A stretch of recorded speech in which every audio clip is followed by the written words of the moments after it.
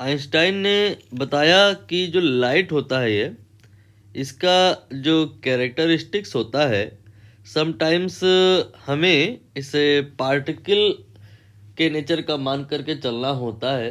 तो लाइट जिस पार्टिकल से बना होता है उस पार्टिकल का नाम इन्होंने रखा फोटोन। फिर इसी कहानी पर बेस्ड यहाँ पर एक लेज़र कंसीडर करी गई है जिसकी जो पावर है 0.6 वाट है, और उससे जो लाइट निकल के आ रही है 650 नैनोमीटर की है। ये लगभग रेड कलर के आसपास की आप मान सकते हो। और जो पल्स जनरेट हुई है इस लेज़र बीम का, वो बहुत शॉर्ट ड्यूरेशन के लिए 30 मिलीसेकंड के लिए निकल करके आ रही है। मल्टी करेक्ट ऑप्शन है, आपको हर एक ऑप्शन पर यहाँ पर फोकस करना है। अगर आप चाहें तो अटेम्प्ट कर सकते हैं, बाकी हम लोग इसका फिर डिस्कशन स्टार्ट करेंगे। आंसर क्या आएगा? सारे आंसर यहाँ पे सही हैं। अब यहाँ पर डायग्राम बनाने की नीड होगी। First of all here we consider laser. ये लेज़र है। इस लेज़र से according to the question 650 nanometre का वेवलेंथ निकल करके आएगा। ये निकल करके आ रहा है। और ये जो लेज़र है इसकी जो पावर है 0.6 वाट है। और ये कितनी देर के लिए पल्स या ये जो लाइट निकल करके आई है एक्टिव रही है, टाइम दिया है यहाँ पे 30 मिलीसेकंड। ठीक है, तो पावर का मतलब पहले आप बताइए क्या समझते हो। यहाँ पर लेज़र हो या कुछ और हो, पावर का मतलब होता है rate with which energy here emitting. तो यहाँ पर 0.6 वाट का मतलब ये है कि 0.6 जूल एमिट हो रहा है इन 1 सेकेंड पर सेकेंड। ये लेज़र चूँकि 0.6 वाट की है तो 0.6 जूल एमिट कर रही है। टाइम यहाँ पर बहुत थोड़ा सा है 30 मिलीसेकंड। तो इतने टाइम में कितनी एमिट करेगी, हमें इसको निकालने के लिए 0.6 में 30 मिलीसेकंड को मैंने 10⁻³ से मल्टीप्लाई कर लिया। तो ये आप एनर्जी निकाल ले जाओगे कि इतनी टाइम में लेज़र ने कितनी एमिट करी। अगर आपको फॉर्मूले वगैरह आते हैं तो फॉर्मूले से भी आप जा सकते हो। एनर्जी निकालने का जो फॉर्मूला होता है वो होता है पावर इनटू टाइम। पावर की वैल्यू यहाँ पर मैंने 0.6 ले ली है। टाइम की वैल्यू 30 मिलीसेकंड में था तो मैंने 10⁻³ से मल्टीप्लाई कर दिया। रेस्ट इज़ कैलकुलेशन, वो भी कर लेते हैं।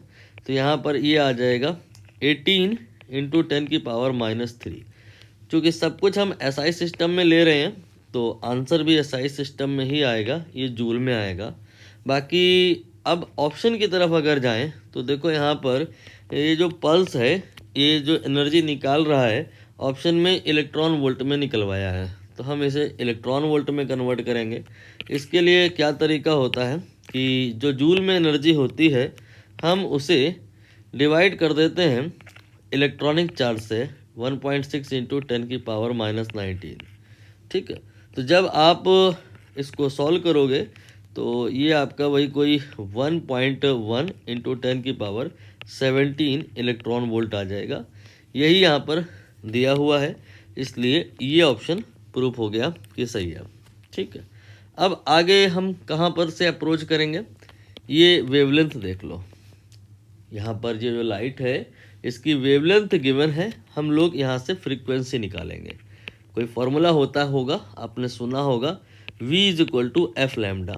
9th क्लास में आपने पढ़ा होगा ये तो, साउंड वाले चैप्टर में, कि जो स्पीड होती है वेव की वो फ्रीक्वेंसी मल्टीप्लाइड बाय वेवलेंथ होती है। यहाँ पर बात लाइट की है तो लाइट की स्पीड लेंगे 3 इंटू 10⁸। फ्रीक्वेंसी हमें निकालना है, वेवलेंथ 650 नैनोमीटर है। यहाँ पर ये जो n है इसके लिए 10⁻⁻9 मल्टीप्लाई में आएगा। फिर कैलकुलेशन करेंगे तो ये आप पाओगे 4.6 इंटू 10⁻14 Hz। यहाँ पर आप देख रहे हो दूसरे ऑप्शन, पहले ऑप्शन में यही कुछ दिया है, यहाँ पे यही कुछ आया है, सो ए ऑप्शन भी करेक्ट हो गया। ठीक है, नाउ अब हमें कहाँ से अप्रोच करनी होगी, हमें अब यहाँ पर एक फोटोन की एनर्जी निकालनी होगी। इसके लिए फॉर्मूला आइंस्टाइन ने बताया कि E बराबर होता है H। ये जो V जैसा बना है ये दरअसल V नहीं है, ये V को थोड़ा सा ऐसे कर देते हैं, इसको न्यू पढ़ते हैं।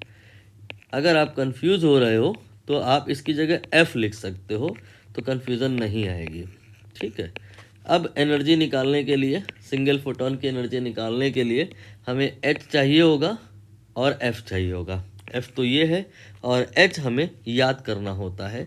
इसे प्लैंक कांस्टेंट कहा जाता है। इसकी वैल्यू एग्जामिनर बताएगा नहीं, आपको याद करके जानी होती है। हालांकि पेपर का जो हार्ड कॉपी होता है उसके फ्रंट पेज पे भी वैल्यू ये लिखी हुई पाई जाती है, बट स्टिल आई सजेस्ट कि आप याद कर लेना।